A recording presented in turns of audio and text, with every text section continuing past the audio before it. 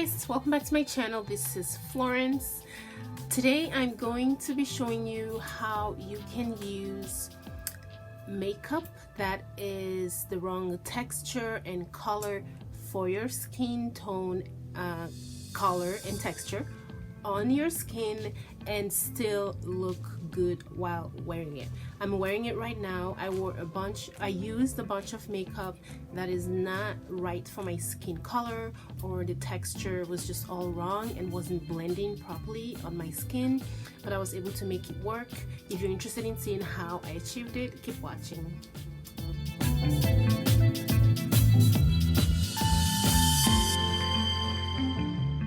Alright, so let's dive right in. So right now I am using a BB cream that I actually purchased this. I don't know what I was thinking. I thought that the BB cream was the same shade as the package, which was kind of close to my skin tone, but when I got home and I tried it, it was like 5 shades lighter than my skin tone. So anyway, I am using this right here, and I'm going to show the products that I'll be using as I'm using them. However, I will not focus on them because there may be nothing wrong with the products per se, except that they just don't work with my skin tone. So I don't want to like put product names out there if there's nothing actually wrong with them. So I am applying this BB cream and I'm applying it on with a brush. It is liquid. The consistency is very light and it simply would not blend. I did everything to get this thing to blend. This is the same beauty blender that I use with all of my makeup, with my foundations, and they work. It works perfectly, but with this one it just would not blend. I tried to get a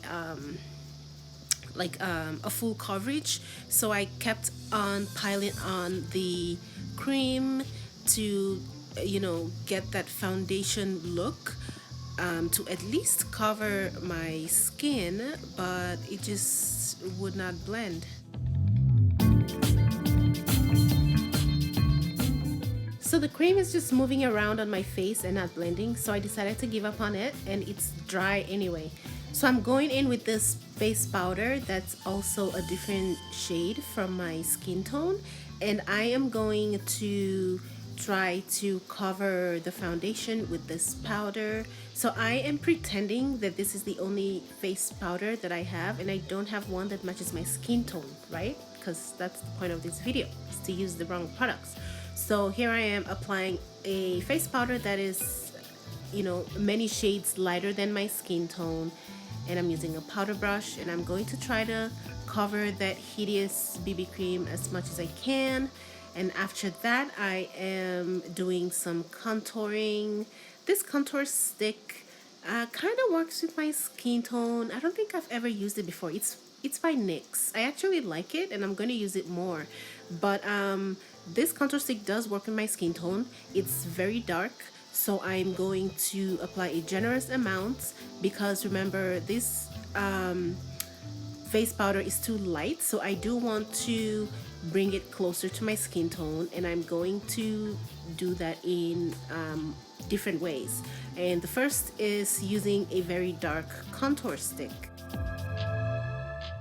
I'm being very rough with my contouring because, I will explain it to you later on.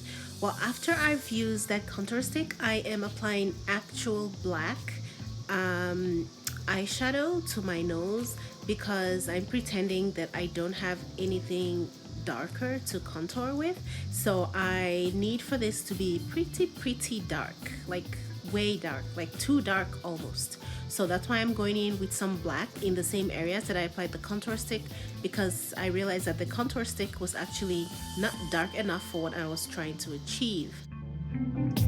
After that, I am powdering my entire face with any brown powder eyeshadow that I have. I'm just dabbing it across a whole bunch of different shades of brown, and this is why I was rough with the contour, because I kind of want the contour to go outside of the usual contour areas so that I'm able to darken the rest of the light powder that I applied the first time before applying the contour. So here I am. I'm using I believe this is my NYX contour powders. So I'm going over, like I'm taking the browns, all of the browns, and including some of the light shades like the light browns. You will see me dabbing that, and I'm applying it over my entire face. So that black contour that I applied before applying the powder is going to be covered with this brown, and it will soften the contour look from black to a deep shade of brown, which is closer to my skin tone. And I'm doing the same for my neck area to match my face with my neck. As you can see, the face powder does not seem many shades lighter than my skin tone anymore. It looks like it works better. Okay, moving on to my eyebrows. I just took a little bit of black eyeshadow and I'm applying it onto my eyebrows. I am pretending that I have only very dark black. And then to get rid of the black caterpillar eyebrows, I am taking some brown eyeshadow powder and just rubbing it over the black. I'm taking different shades of brown. For some reason, when you take many different shades of brown, well, at least when I do it, I tend to achieve my, the shade that I'm searching for. I'm not even really careful with what I take. I just take different shades of brown, even some browns that don't even match my skin tone, and just go over your eyebrows. Don't worry about smudging the black eyebrows in areas where you don't want it. You can clean that up later. So as you can see, I'm just dabbing from different parts of browns on the palette. That's a very old palette. I don't even know who made it. I just found it and I'm applying it to my face. Hopefully it won't cause me to break out. But anyway, so as you can see, my brows look less black. And now I am going to clean up my brows because I kind of smudged my eyebrows all over the place while rubbing the brown powder, the brown eyeshadow. So I am cleaning up my eyebrows right now with NYX. I forgot what this is called, but it's meant for the eyebrows. Eyelids time, yay! So I am taking a very pasty, like white, chalky silver shade, and I'm applying that all over my eyelids.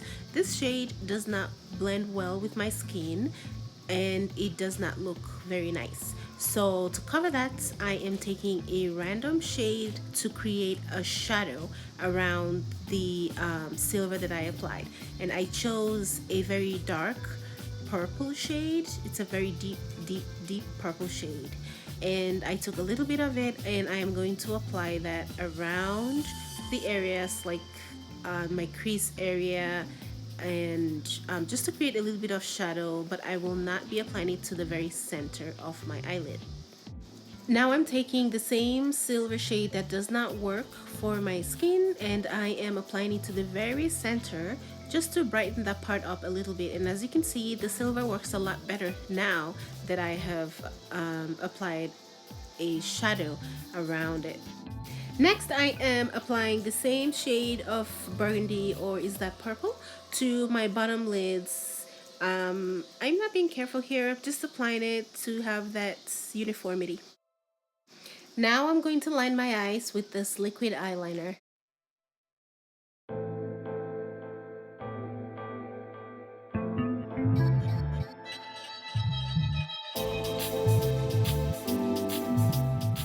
And then a little bit of the same silver color in the corners of my eyes.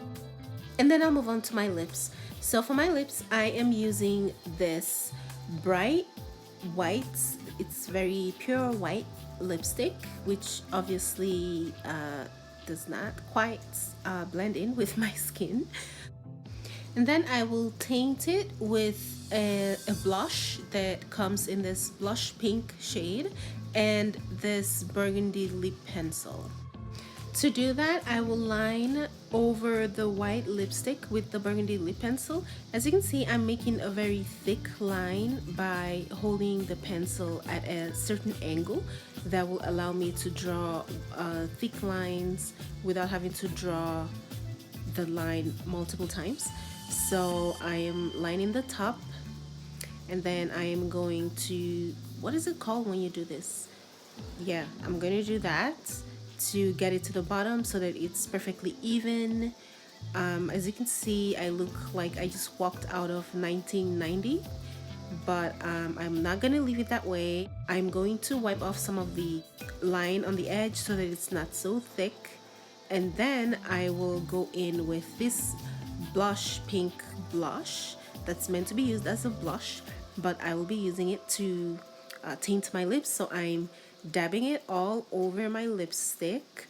Oh, by the way, this blush feels very nice over this lipstick. It does not feel like I'm applying powder onto my lipstick at all. Alright, so now that all of that is done, I'm just reapplying the powder to my face. As you can see, I'm taking all of the browns and just mixing and matching them all together and applying it to my face, and that will blend out any black lines that I have from the contour.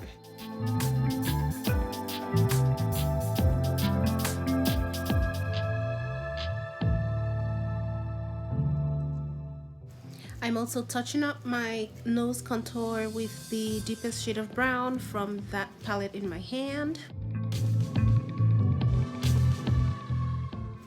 And then I'm applying highlight from Ofra.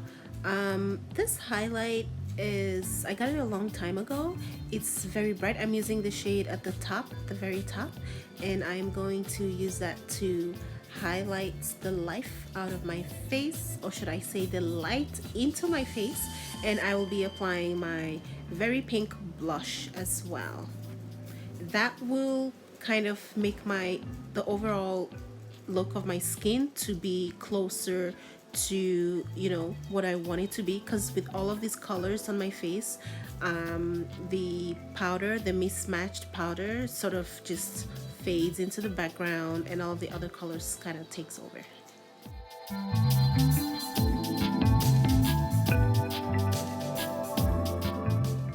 Yay, we are done. I applied my mascara off camera because I don't know, you don't need to see that. I just used regular mascara, and this is the final look. It is so pretty. I really like the way it looks on my skin now. Like, you wouldn't know the hideous horror monstrosity that's lying underneath all of this.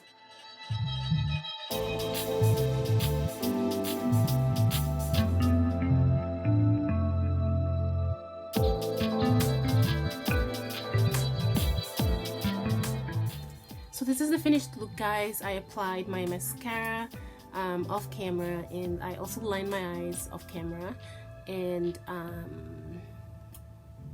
I just touched up the rest of my face, as you saw. I love it. It works perfectly. You would not know that I used the wrong products on my skin. And the thing is, I almost never throw out makeup because of this, because you can blend so much and mix and match and make anything work for you. Anything, literally anything.